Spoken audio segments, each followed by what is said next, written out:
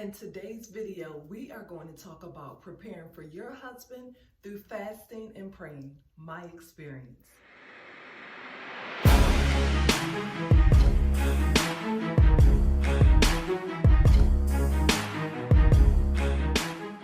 you are here for the first time, I am Kiana Thomas. My goal is to help parents educate their children with ease and confidence. So up until now, I have been the homeschool mompreneur, but I've realized God is calling me in a different direction and I am going to be obedient. So this year, one of my statements and sayings was progress, not perfection. And now I need to add in walking in obedience. Because as I am moving through this year, I am just seeing how God is shifting and changing what I thought was the direction that He wanted me to go.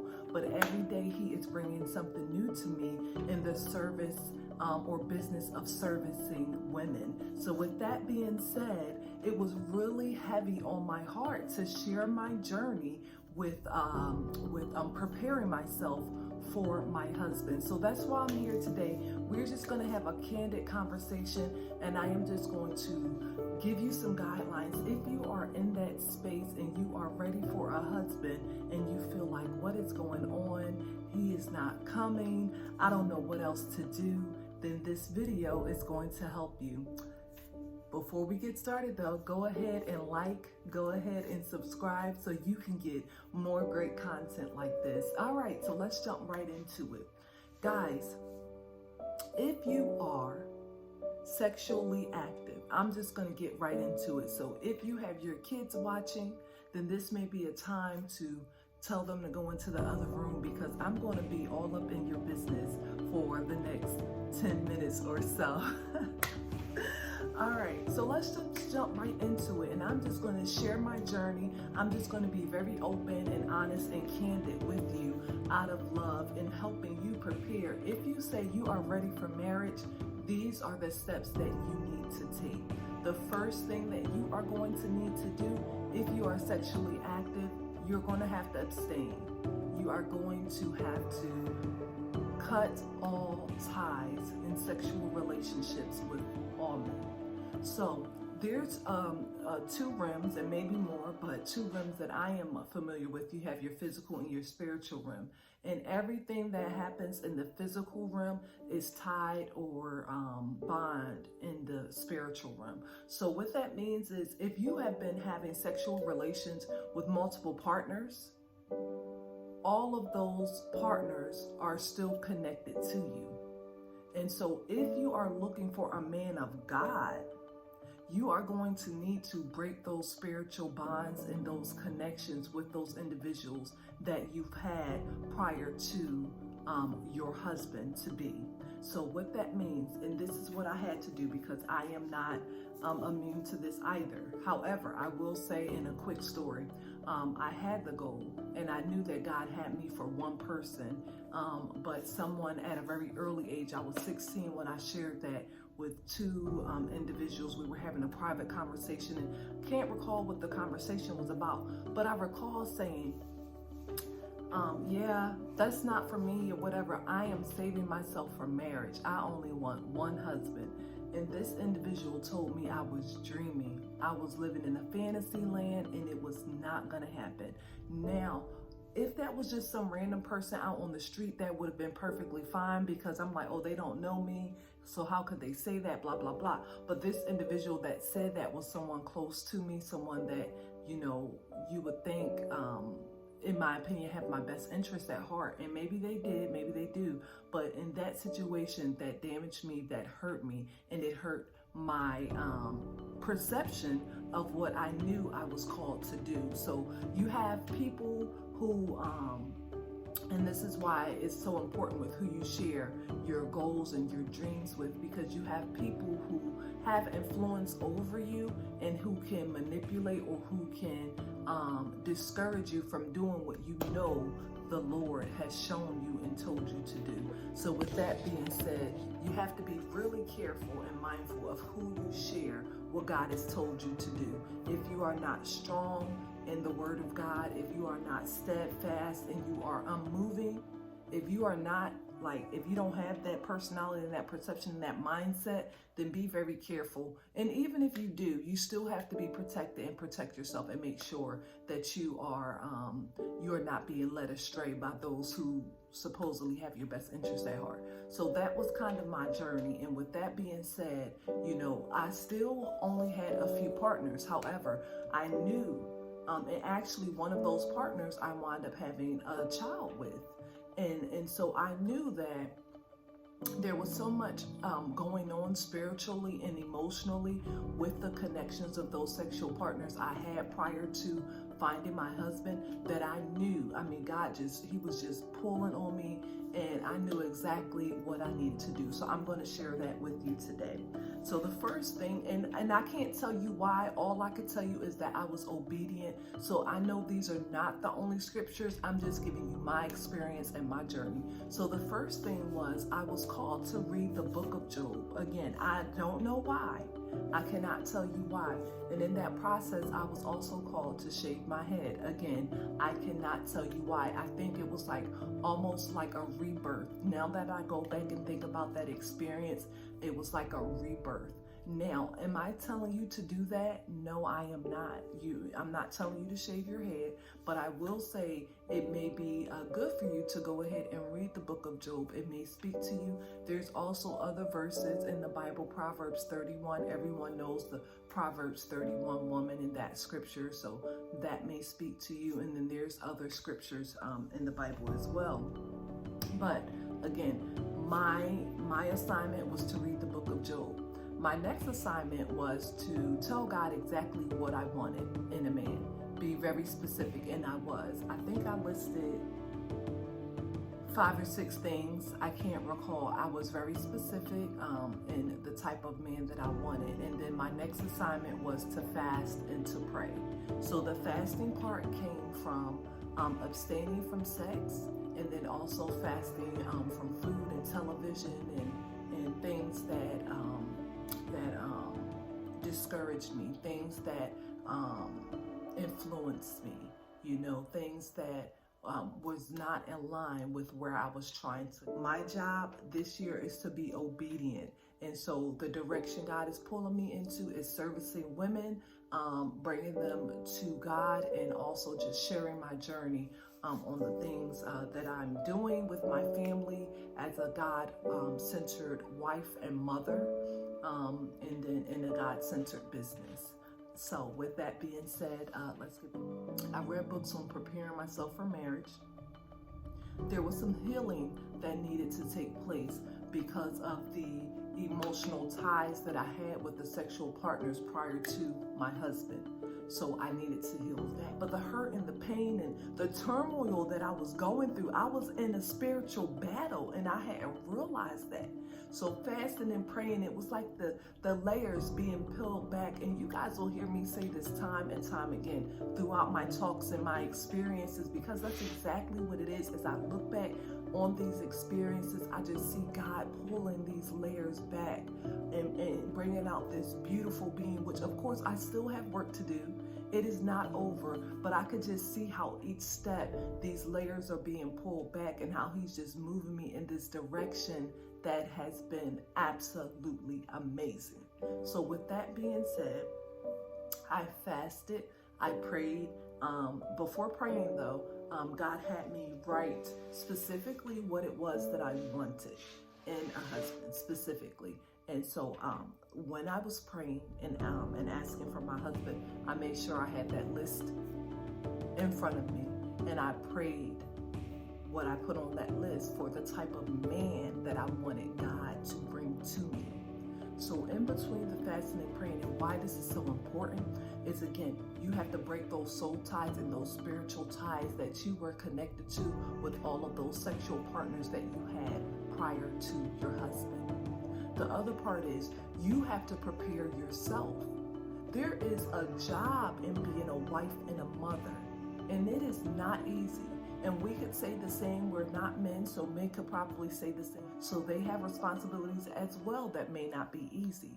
But there is a task. I'm a woman, so I'm going to speak from a woman's perspective, and preparing and getting ready to be a wife. And even while you're in that process, just doing that the best that you can. And that process for me is forever evolving. So again, it's not a one and done thing. It's not, I'm gonna go through this process and I'm done. So I'm gonna just share with you my experience. So through praying, through fasting, and making sure I had a specific list of who I wanted in a husband. Also making sure I was cleansing my soul, cleansing my negative thought patterns and beliefs that I had about men, and preparing myself to be the type of wife that I wanted to be, so that I could have the type of marriage that I wanted to have. So in my mind, there was a type of marriage. I wanted a loving marriage. I wanted an open marriage of communication and support, and our kids seeing each other, seeing the parents being affectionate and, you know, traveling and all this. You know, I wanted a clean, organized house. All of this, like, I wrote all of this down. I imagined the type of wife that I wanted to be, and then I started reading books to prepare me for that, because I didn't know what that looked like or even how to get there. So that was the first thing. Then the next thing I would tell you to do, and I did that. So let me share my journey. So I did that. And I will say there were a lot of sheep in wolves' clothing. And this is why the fasting and praying is so important, because through this process, I would say about 5 men came into my circle, prospective husbands, because I'm fasting and praying. And did I tell them what I was doing? No, but I did tell them I was abstaining, because these men wanted relationships, and we all know what relationships include. So I from the gate, I said, well, I am abstaining for the time being, so I'm not sure, how you want to proceed. If you're not up for that, I completely understand. And of the 5 men out, I had one man tell me who had already been married before, so he was already disqualified. So that was one of the things that was on my list. I wanted a man that was not married before, because in my mind, now again, this is my perspective, guys. So I'm not speaking for anyone else, I'm speaking for me. But in my mind, if you have been married before and you couldn't make it work with that individual, when hard times come, things that are challenging in our relationship, will you bail? Will you stick around? Will you make it work? So in my mind, if you couldn't make it work with that one, what's going to be different to make you stick in there and make it work with me? So that was my thought process with that. So I put all this on my list. I didn't want someone that was married. I didn't want anyone with kids, and blah, blah, blah, a few things. So this one guy that had already been married before said to me, after I told him, and we talked for about a month maybe, and so the conversation came up, and I'm abstaining. I am abstaining for the time being. I'm not engaging in any sexual activity, so we're not going to kiss. We're not, because we know all of that is going to lead to the next thing. So let's just keep it cordial, and he flat out told me, well, that's great for you, but I know for me, I can't have that, because I know sex is a big part of a relationship. In a marriage, if the sex is not good, the marriage is not going to work. That's what he said. That's what he said. So he was like, so he need to know if it's good before he gets married. I was like, well, thank you and I didn't get upset at all. Thank you for telling me, so we can no longer waste each other's time. Because 1, you've already been married before, and then 2, I'm not engaging in sexual activity. So if you feel like you have to do that beforehand and you don't have the patience to wait, you are disqualified. So, we parted ways, and then the other guys tried to stick in there. They really did. But I knew in the first moment that that they tried something, that was it. Okay, no more. I'm good. I think we are, we're good. We could just be friends, that kind of thing, because I was so adamant. And again, this only came through the fasting and the praying, that I was able to stick to my guns when that pressure arises, because they're going to try you. They're going to agree with you. They're going to say, oh, yes, I understand. Yeah, me too. And then the whole while in the back of their mind, they're trying to figure out when they're going to be able to get in your pants. And so they'll stick around for a little while until they see opportunity, and then they'll try it to see how serious you are. Okay? And so again, when that happened, thank you. We'll be friends. I'm good. We can just be friends.